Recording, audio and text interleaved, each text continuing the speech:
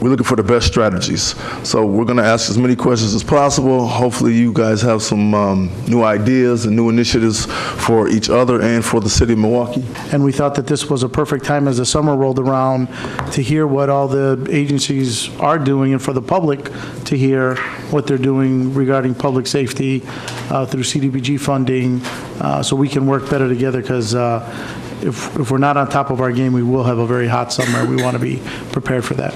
But I think we want people engaged, and we want them to at least have one type of good collaborative project that they do within their area a year, something that can really speak to working with other organizations, as well as working with council members. Because the key here is the relationship between the community and the police department, and I know that has to be key in improving and reducing our crime. Without the community, we'd have more challenges. Right. Without these community groups that assist us in what the issues that we have, which may be unique to District 2, without their assistance, without their involvement, things would be a lot different.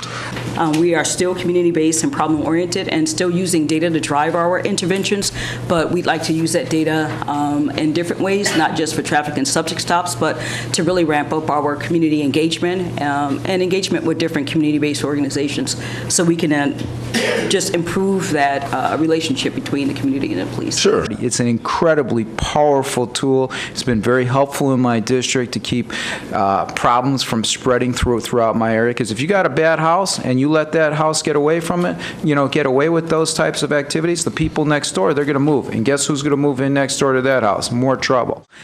Right? We want to abate problems. And what do we need to do in order to do that is the type of things that you've already talked about, which is building collaborations with partners that are in it. Because we don't want the police department to be the social service agency that have to provide everything, but you have to have the level of partnership so that when we are identifying properties that have nuisance activity, that we are more conscientious about how to abate that nuisance.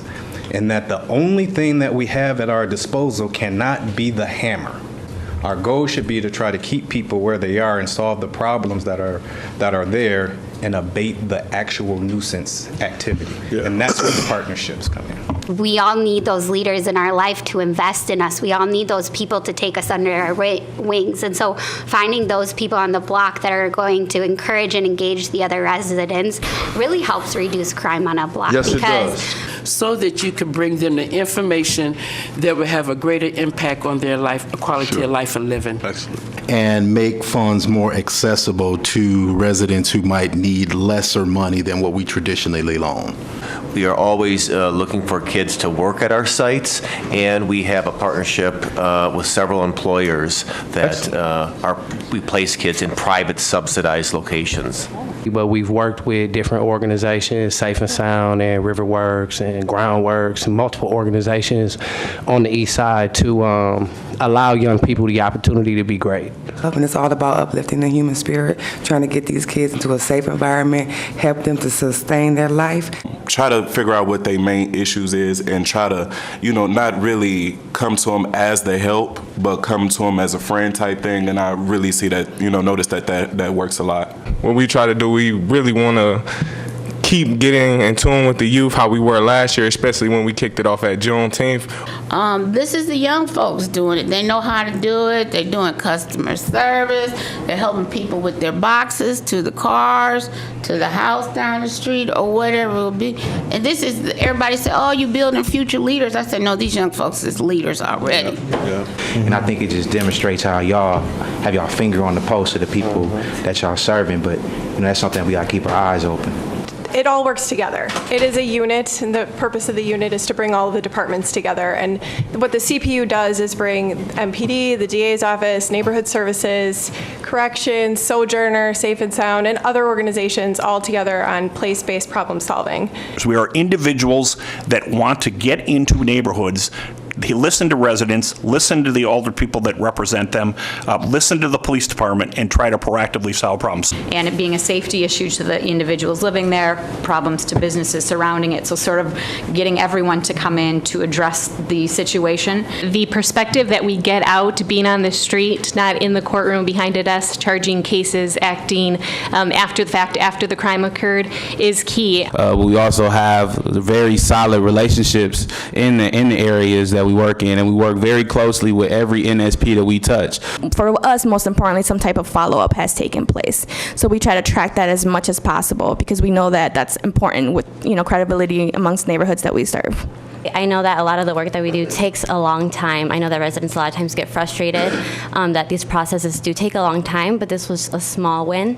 We have to bring them back on board to let them know they have to keep on fighting. They can't stop. When the police do show up, they're there to be participants, getting to know the youth and building those relationships. So that is one thing that we're doing that's absolutely helping throughout the city in the summertime. We also want to make sure that that model is inclusive and provides a space for young adults and youth to have a say in what they want the neighborhood to look like as well.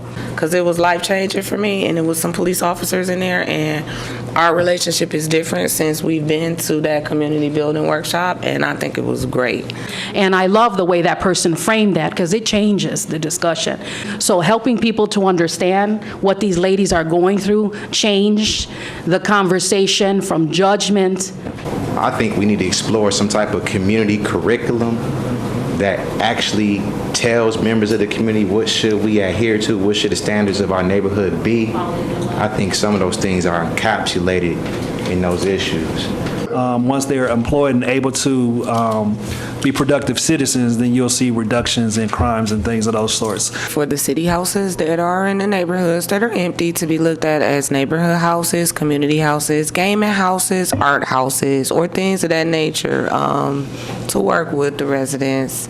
It was just really nice because you don't catch those things off street. We take you through alleys and take shortcuts to areas that no one really goes through. So the area has a lot of ideas, and the area has a lot of people that's willing to do things. There's not a lot of places to do them at. And with that said, a lot of people talked about places. One of our goals is activating space.